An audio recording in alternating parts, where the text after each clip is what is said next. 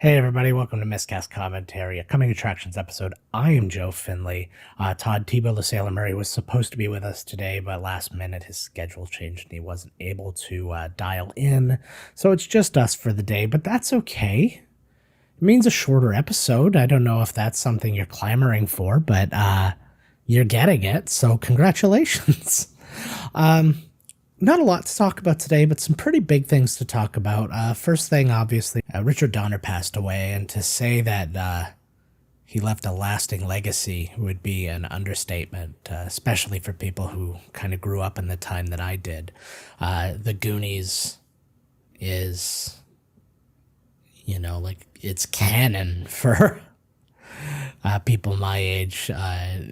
It was such a huge deal. It was such a big deal to me when I showed the kids the movie for the first time. I met Joe Pantoliano at a Comic-Con, and that was cool. And Robert Davi was right next to him. I've told that story before in previous episodes. We won't get into it again. But yeah, it's crazy though. Like, think of the stuff that he did. The Omen, Lethal Weapon. I'm not going to Scrooged. I'm not going to get into everything. Obviously, he was also a big executive producer of things too. Things like Any Given Sunday and the Wolverine movies, all sorts of stuff. But yeah, he's going to be greatly missed. I mean, we're kind of at that time, I guess, that, these people are going to start leaving us, not in rapid succession, hopefully, but it's bound to happen, and these are people who've had pretty big impacts on, I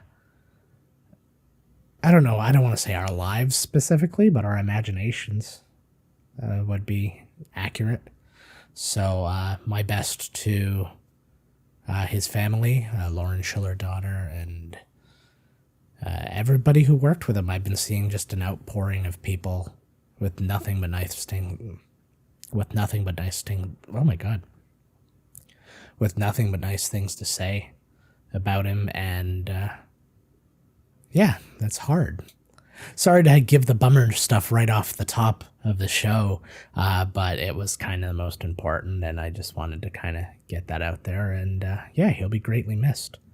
It's very sad. I've got some Star Wars news for you to kind of bring it back up. People who've not heard about it yet, Disney Plus is releasing Star Wars Visions. It's a compilation of anime, I'm assuming shorts, that are going to be released by different Japanese companies, and it's exciting. I got the sneak peek. It's like a 3-minute video. You can look it up. I'll see if I can post it online after. But it's looking really cool. It gives me the vibe of the Animatrix when that came out, to just see people who were not involved in telling the original stories kind of, getting to make, not to minimize what they're doing, but it's kind of like a fan film, which I actually love. There's nothing that makes me happier than knowing that somebody who loves something is going to be the next person to make it. That's why, I still stand strong with saying that The Force Awakens was really good and stuff like that, because, and I'll say the same thing about Rise of Skywalker too. I'll stand Rise of Skywalker. I thought Force Awakens was better, but that's neither here nor there. But to get to see these people like make these movies in all these different cool styles and get to see these just new stories. I love to hear new Star Wars stories. I used to go, like hunting for the old radio plays and stuff like that, and I've got all of them, and they're so fun to listen to because there were stories I didn't know because I didn't see a specific, legacy book, or I didn't see a specific comic or play a specific role-playing game or something like that. So yeah, it'll be exciting to see what these guys see. It's coming out fairly soon. I didn't see the exact date, but just something more to look forward to. More Star Wars. I can't get enough. And speaking of which, got a little bit of news about the Patty Jenkins-led Rogue Squadron. It's not going into production or anything right now, but they've just kind of confirmed that they were kind of deep into it as they made that announcement a few months back. How long was it? Time doesn't even exist anymore, does it? I don't know. Was it a few months back? Was it 7 years ago? Pfft, who knows? But the main point she was making is that they have been well underway and they're on schedule and they've got a script almost finished, and then they're going to crew up and cast up and everything's hunky-dory. And I'm really excited about that one because, again, I feel, especially because now Dave Filoni is on as a more creative role in the Star Wars universe as a whole, that we're going to see more things skewing towards the quality of The Mandalorian, where you have a different tone outside of the Star Wars Skywalker saga. Everything can be its own thing is kind of what I'm getting at. And I'm excited about that. And, you know, there's so many things coming up with Obi-Wan and Ahsoka and hopefully more Mandalorian and the Book of Boba Fett and more movies to come. And, you know, God knows, I know I can't get enough. And I don't know, it gives me hope, a new hope. See what I did? Now, to go from hope to someone who's hopeless, I read that interview with Stephen Dorff about the Black Widow and how he was... I don't even really get what he was getting at. Like, I know he's being all artist about everything and just being like, oh, you know, this is Marvel movies, it's video games, this isn't art. It feels like actors are just taking their turn being the asshole at the helm of this ship. I'm sorry that your, you know, like, art house film isn't going to be the #1 movie in the world. It wasn't ever going to be the #1 movie in the world. The problem now isn't with the movies that are coming out. It's the fact that the theater-going experience, now that it's finally opening too, we'll get into that in a minute. Now that it's finally opening back up to people, I think that there's going to be a rush of people going back, going, oh man, I really missed the movies. But prior to the quarantine, people really kind of had to, you know, put a value on a movie as to whether or not it was worth spending, you know, upwards of $50, depending on, you know, how many people you're taking or whatever, to go see a movie. And I think that's a very valid concern. And movies like the ones that Stephen Dorff are doing aren't going to go really high on that list. You know, you might catch a couple of film festivals or something like that, and all the more power to you. I don't want you to be not successful. But I don't know why you're shitting on people like, you know, the people who made Black Widow, of all things. It doesn't matter. I think that the problem is that people, and Scorsese did this and other actors have done this, is that they see less people going to the theater in a general sense, but a lot of people going to see certain movies, and they blame those movies like it's their fault that people aren't going to see everything else, or they're not going to see it as much. And it's not their fault, you know, they have given a value to the moviegoer that, you know, makes it worth, I have to go see this in the theater. It's big, it's bright, it's loud, it's beautiful. And that really is all there is to it, in my opinion anyways. Just one man's opinion. I feel Todd would share this opinion, but he's not here. We'll talk about this with him another time, though, I'm sure. But speaking of Black Widow, I'm finally getting to go to a movie. Depending on when you're listening to this, it's coming out on Friday. I'm recording it on Tuesday. I will have gone to see the Black Widow. I think I'm going to come right home and I'll probably shoot a review for it. So that might already be up by the time you're seeing this. Who knows? But our theaters at least in my province, aren't open yet. They'll be open hopefully next month, but the drive-ins are open.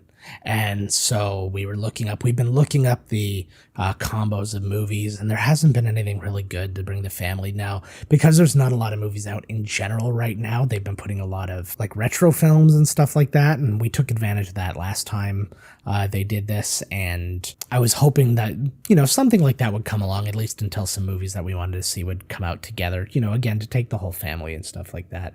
The only things they had recently, God, what movie? It was like Peter Rabbit or something with like, I don't know. I don't even remember what else it was.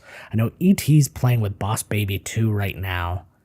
And I was just like, ugh, please don't make me go see that. Don't make that be the first movie experience I have going back. I'll be so bummed out. I love E.T., don't get me wrong, but I wanted to see something new, something big. I almost went by myself to the drive-in theater to watch. It was Fast 9 and the Forever Purge.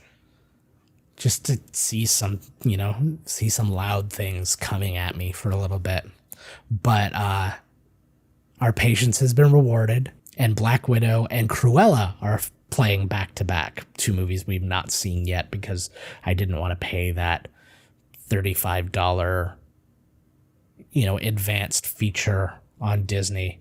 I understand what they're doing with that, and I understand what, some of the other movie theater kind of streaming things, like we have the Cineplex store here in Canada.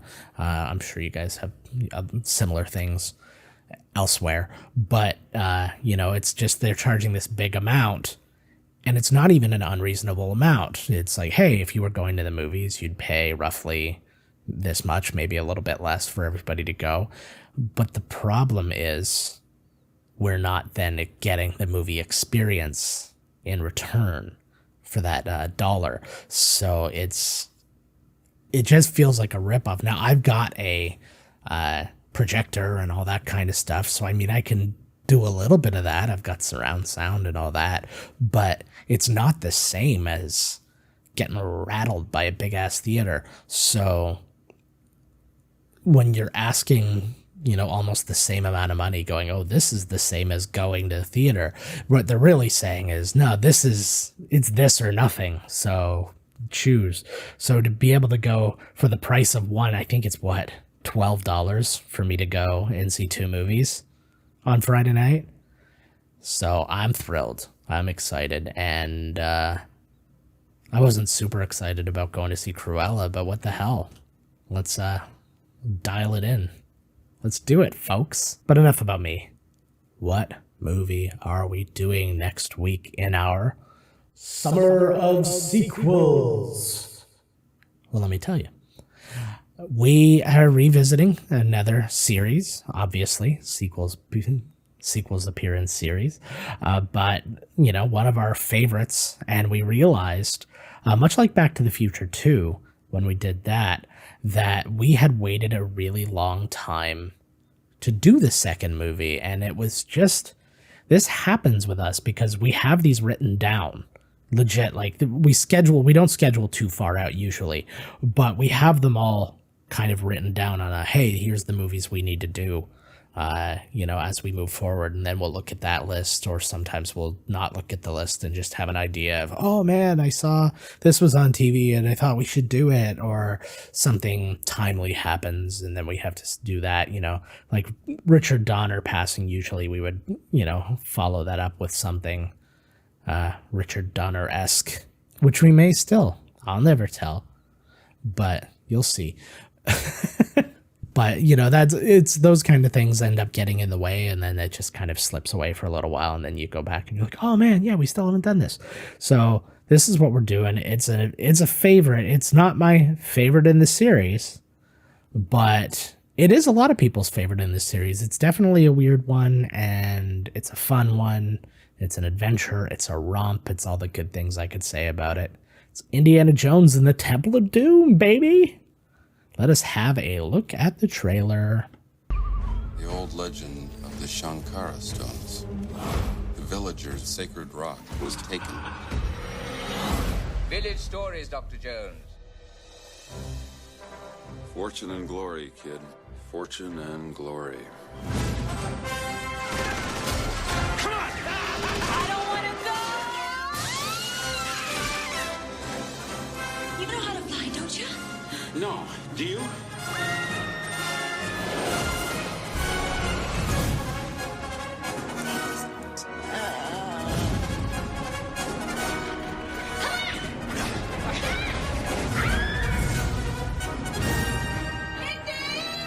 call him Dr. Jones.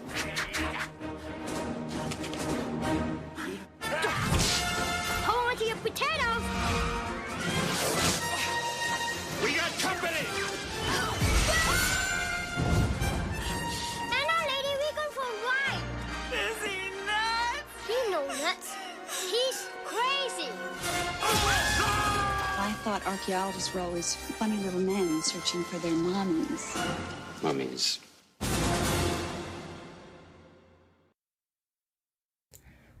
There you have it. Oh, man. Well, bad news for me is when we finally get to the point where we can monetize this channel, we probably won't be able to monetize this video because of that theme song.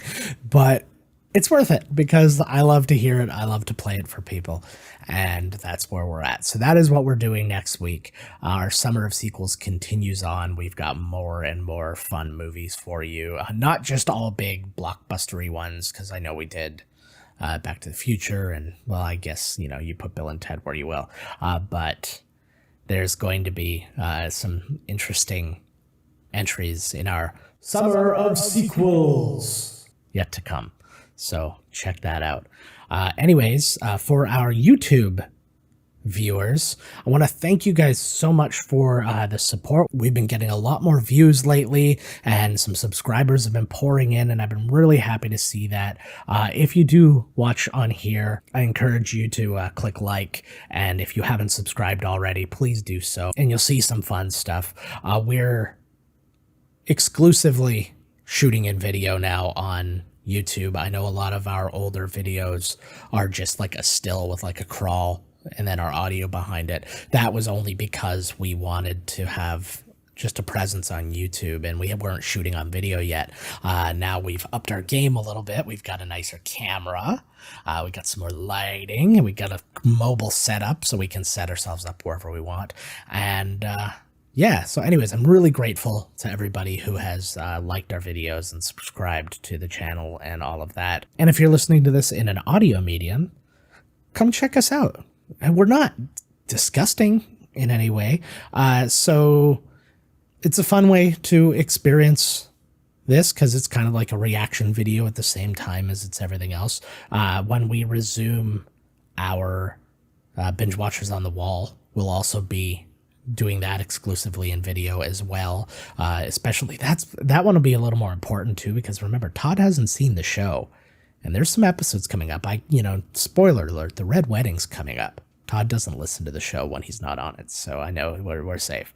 The Red Wedding's coming up, and you'll want to see his face for that because he's not going to see that shit coming. But this is as good a place as any to leave you. I thank you all again for listening and watching and doing all those wonderful things. And until next week with Indiana Jones and the Temple of Doom, we're going to call it peace. This has been Miscast Commentary with your hosts, Joe Finley and Todd Murray. Executive producer, Joe Finley. Be sure to like, comment, and subscribe to the podcast wherever you listen.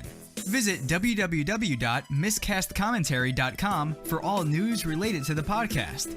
Miscast Commentary is a Miscast media production.